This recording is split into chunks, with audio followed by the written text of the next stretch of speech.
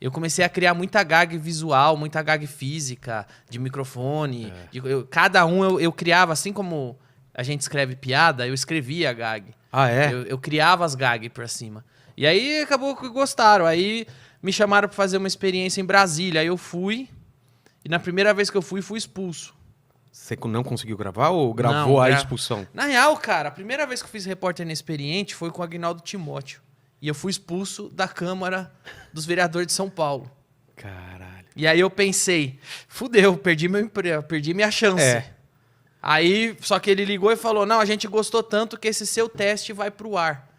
Que ele... Tinha material pra teste? Tipo, o fracasso era engraçado, né? E aí foi pro ar que o cara me expulsando, puto comigo.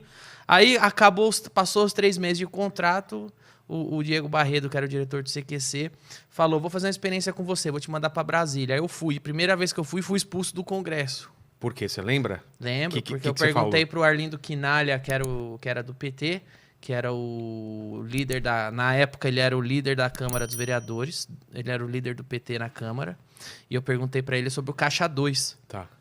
E veja só como, desde aquela época, a gente tá falando de mais de... Falando de 2010?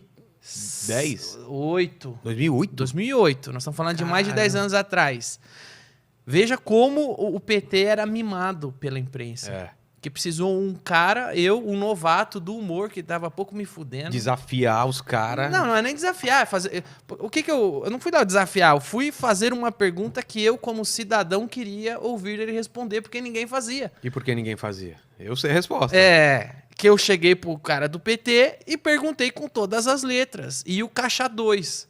E ele começou a falar que eu estava desrespeitando e me expulsou do Congresso. Por causa dessa pergunta. Ali eu percebi como o PT é mimado pela imprensa.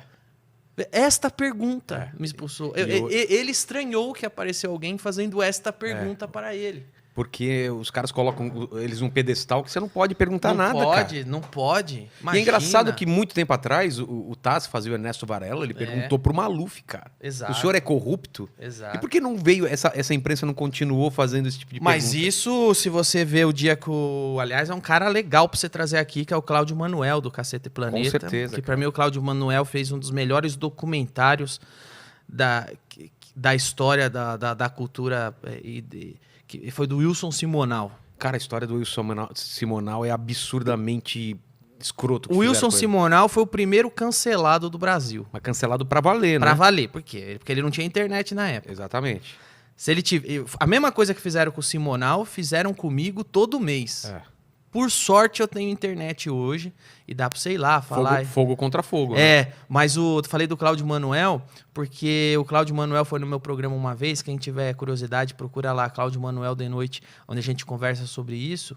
E ele fala que ele tava no Cacete e Planeta, ele zoava o Itamar, zoava o Collor, o Fernando Henrique, e tava tudo bem. O dia que ele zoou o Lula, começaram, mas e aí? Não sabia disso, não. O dia que ele começou a zoar o Lula, o dia que o Caceta começou a zoar o Lula, começou as represárias.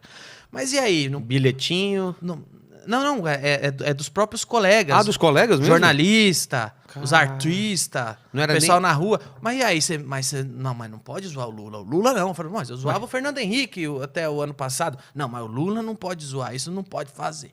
Então, ele conta isso pra mim, o dia que foi no meu programa. Caralho, então, realmente existe um patrulhamento aí uma proteção, né? Isso...